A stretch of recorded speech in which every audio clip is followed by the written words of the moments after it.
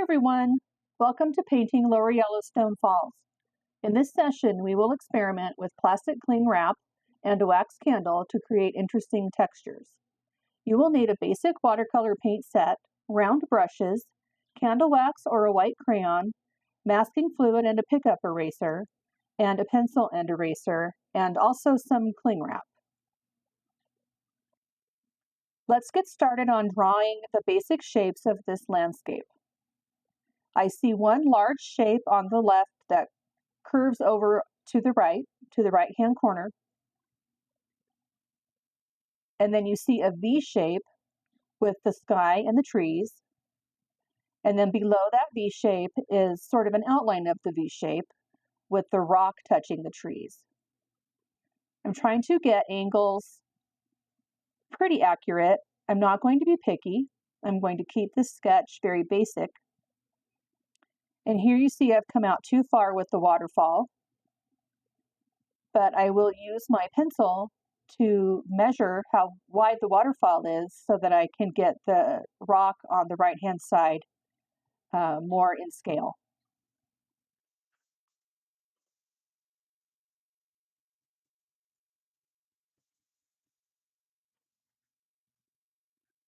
So I put my pencil up onto the iPad and mark with my thumb how wide the waterfall should be and mark it on my paper.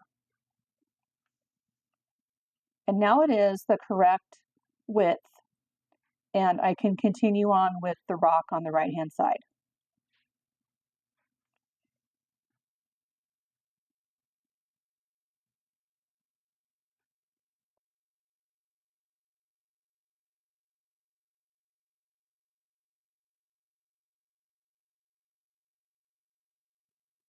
I want to get this little detail in here pretty accurately because I think it signifies that this isn't any old waterfall. This is Yellowstone Falls, and it's pretty iconic, so I want to make sure I get at least that detail in.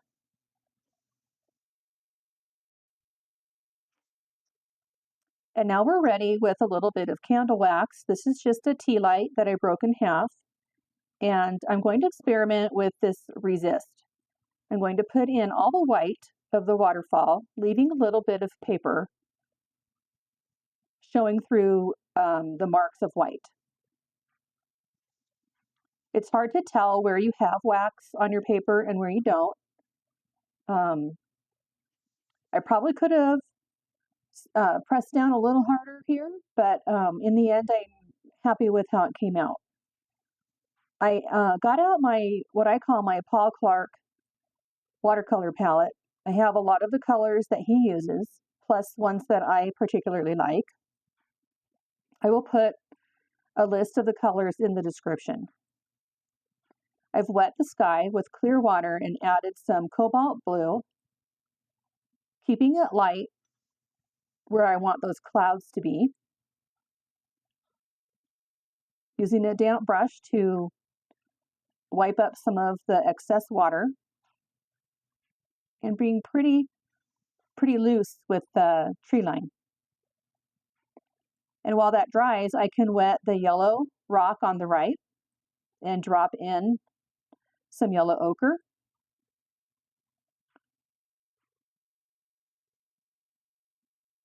And some Hansa Yellow Deep.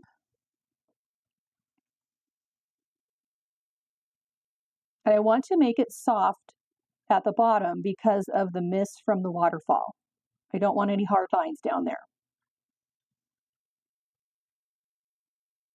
And while that's drying, I can work over on the left-hand side. Using the same colors, some yellow ochre and some Hansa Yellow Deep. I've mixed in a little bit of Cobalt Blue and some burnt sienna. Any blues and browns you mix, you'll get interesting grays. And when I work my way up towards the top of this painting, here I am adding some green, sap green. And as you look at the top of the painting on the left, you'll see that there are lots of purples and pinks in the rock, caused by shadows.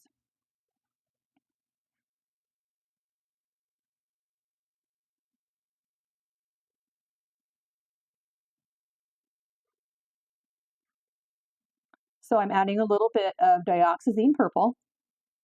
If you have Winsor violet, that's fine. Any purple will be fine.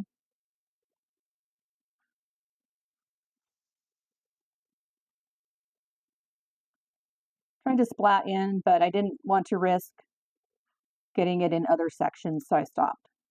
There's a bit of a shadow behind that detail, so I added a little bit of purple. And that also helps me balance out the colors a little bit. Putting some of the color around each section of the painting will help with that.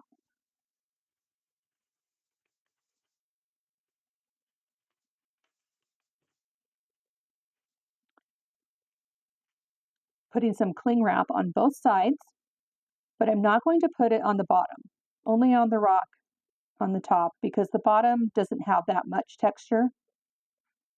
And then I was searching for a book and couldn't find one, so I put a plate on top. Come back in a few minutes.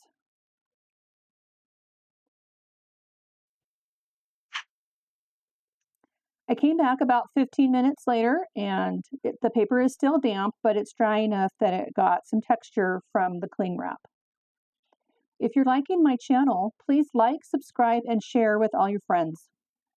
Everyone is appreciated. Here I am adding a little bit of blues and greens to the very top of the waterfall.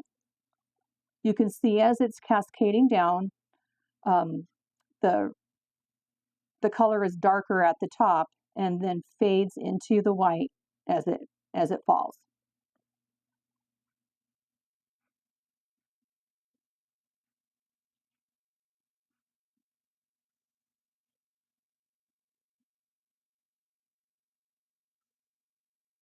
This green is a mixture of Viridian green and probably a little bit of Cobalt Blue.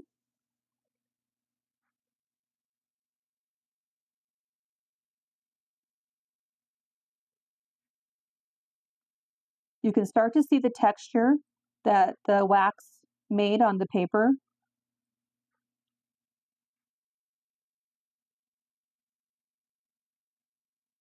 Making it a little darker up there so that it contrasts with the white of the waterfall.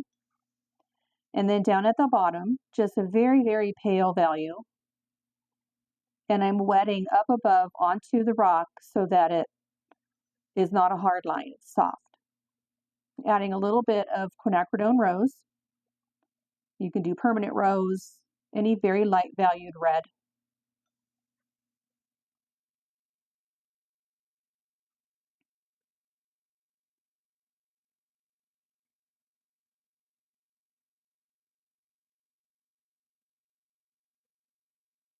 And now I'm blending the whole thing with a bunch of clear water.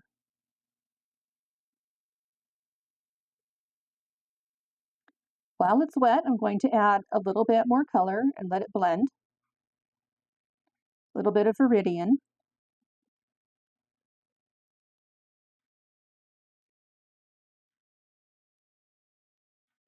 Cobalt Blue.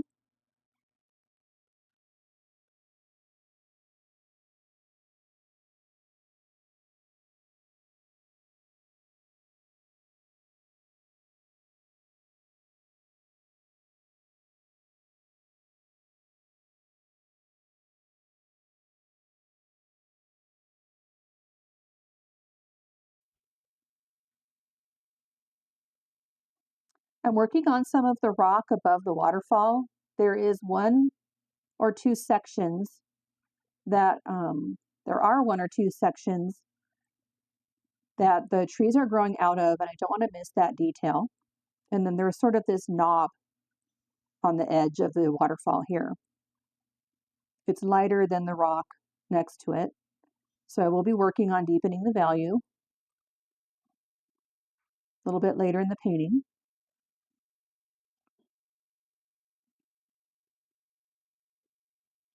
Now I'm going to start adding in some sap green for the trees. The trees over right behind the waterfall are in sunlight, so they are a lighter color, lighter value. And I'm really just using the tip of my brush to make their shape. And to vary the color, I will be adding some Perylene Green and some purple and some yellow.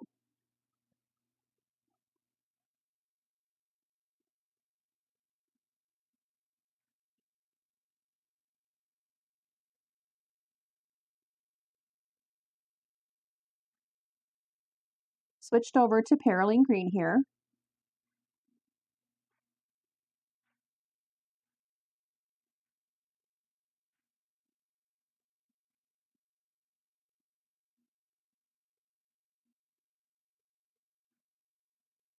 Be careful of that detail.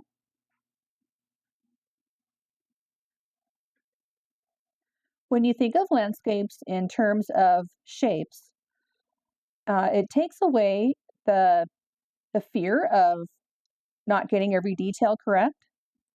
And I learned this way of looking at landscapes in terms of shapes from Rick Surowitz, first on YouTube, and then I took a few of his online courses. Go check him out. He's got some really great videos on how to do this. There at the top right, I added a little bit of burnt sienna because some of the trees have a burnt, rusty look on them.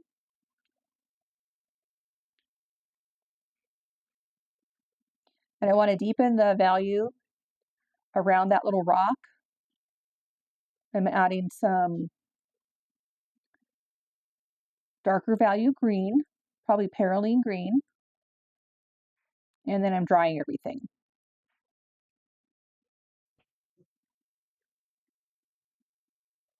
Here I'm pointing out the purpley color. I'm going to mix a little bit of burnt sienna and Windsor violet and work my way down to the bottom where it's much lighter in color. I'm also going to try and follow the marks that the cling wrap made.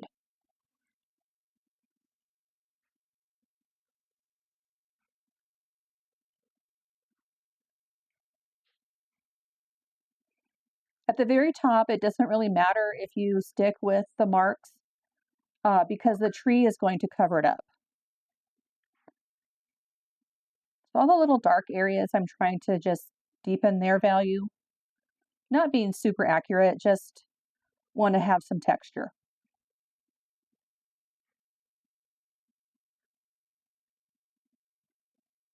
Darkening the value right next to the waterfall.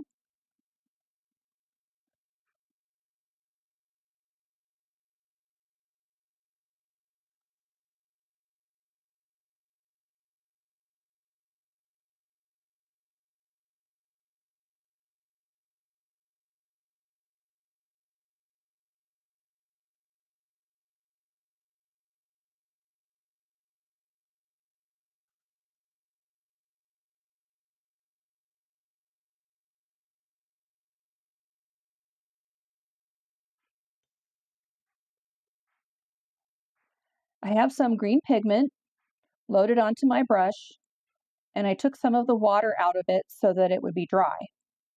And I am scraping it along the edge of the brush onto the paper to get more of a textured feel.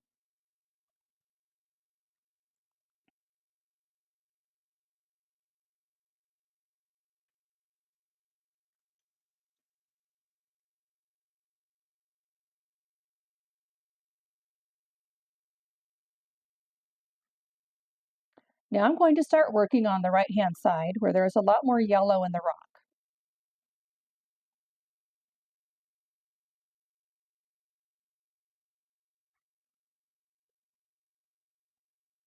I'm using some light value to add a little bit of texture.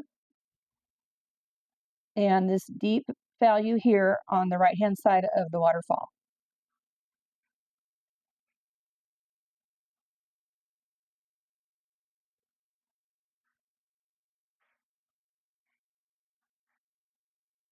Using a light value right now so that I can get it in where I want it, and then I will deepen it once it dries.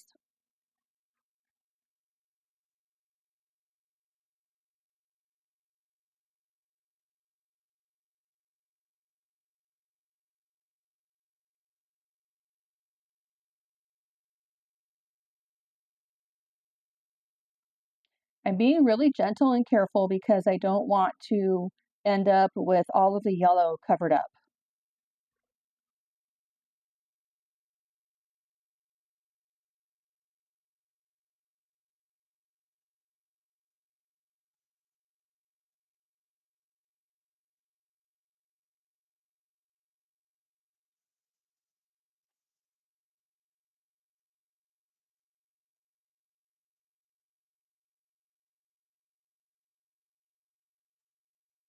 It's time for me to start adding some detail to this yellow rock face.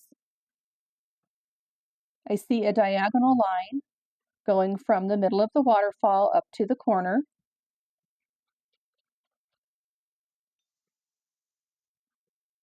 With a very light value, adding in some structure.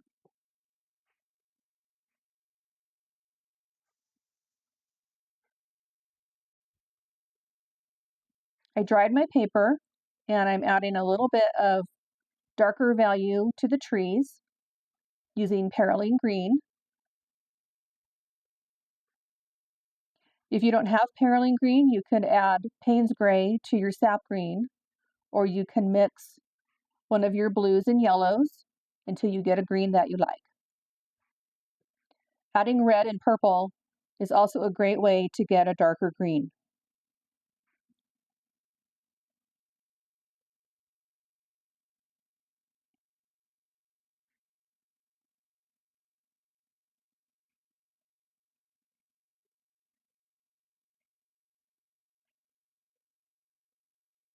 Got that big crack in there, and I'm going to darken behind it to give it a little depth.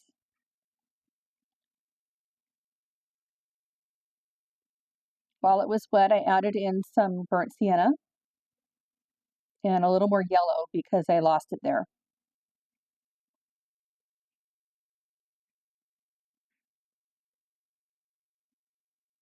Added in some striations with barely touching the paper and skipping the brush across it, and then darkening this value next to the waterfall.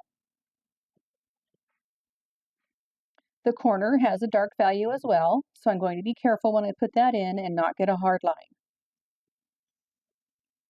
To soften the line, you use a damp brush and drag it along the edge.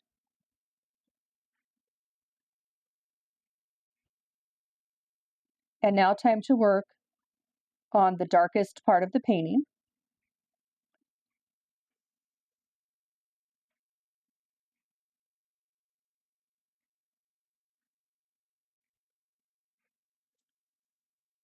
Added a little bit of salt to that right-hand side to get a little more texture. That's how I wiped off my brush. I had pigment on it and I got out most of the water, and now I'm sort of dragging it across the texture of the paper.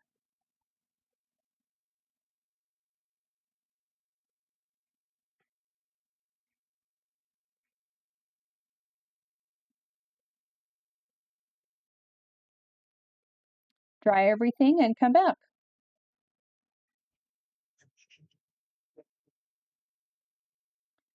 I'm starting to work on the tree branches with some sap green at first.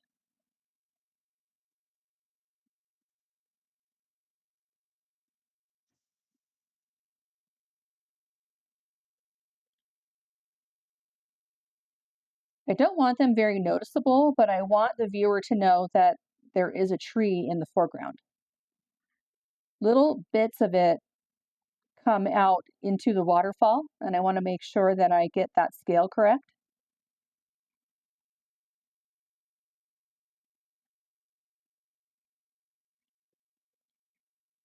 I'm kind of struggling getting it to look like tree boughs. I think they look like I'm trying to do fur, but I'll work on that.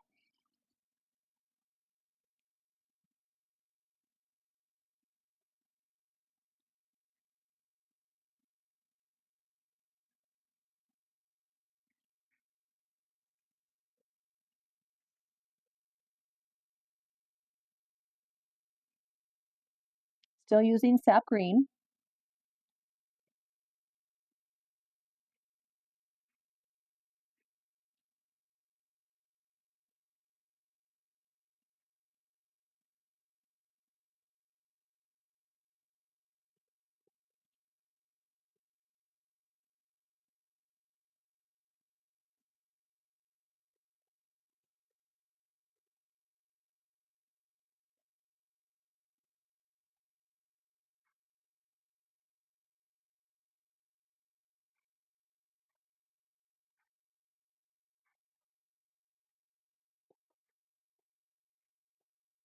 trying to fiddle with the boughs and make them look more like pine tree boughs.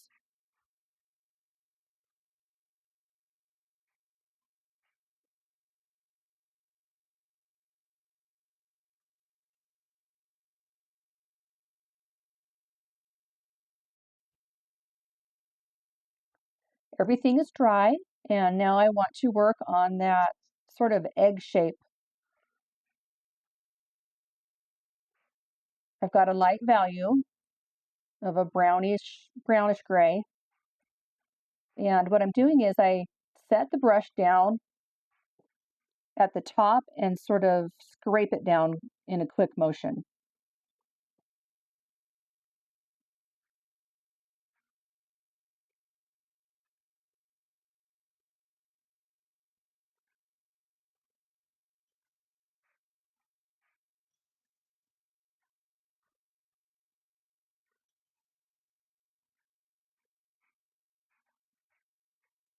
Using clean water to keep it blended and soft.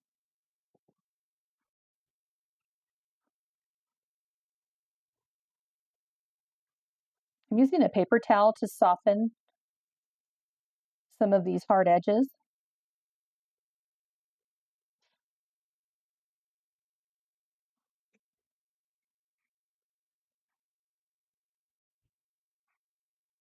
And I thought, since we're experimenting, I'm going to add some masking fluid to the waterfall. It ended up not really making any difference at all, so you are welcome to skip this part and carry on. Watercolor is continuing to be an adventure for me, and I like to experiment, see what happens when I try different things. So if you're like that too, go ahead and add a little bit of masking fluid, and we'll paint a little more paint and take it off and see what happens. I wanted some brighter green color, so I got out my phthalo turquoise.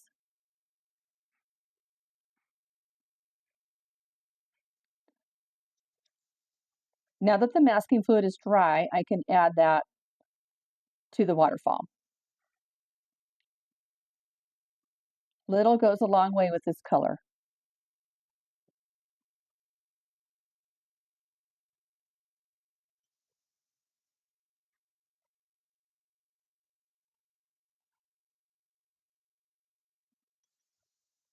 I added some cobalt blue so it wouldn't be so bright towards the bottom.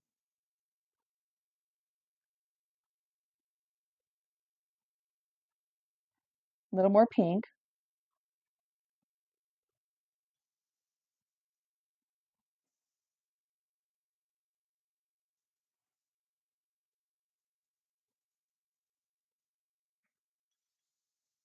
I dabbed it off because I have realized that I started losing a lot of the white of the waterfall.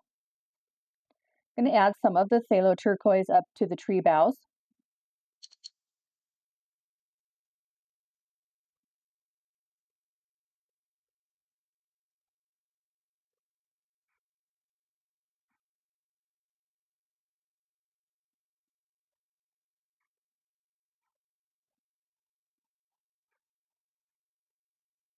Darkening them up a little bit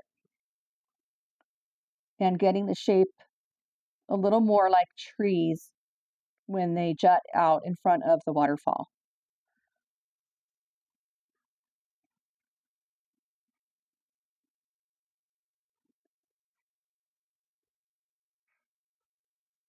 Just adding a little more detail to these bottom branches.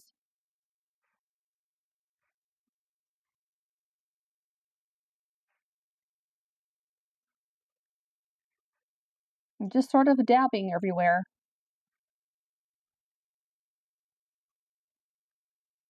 I don't want to obliterate that sap green. I want to keep some of that light.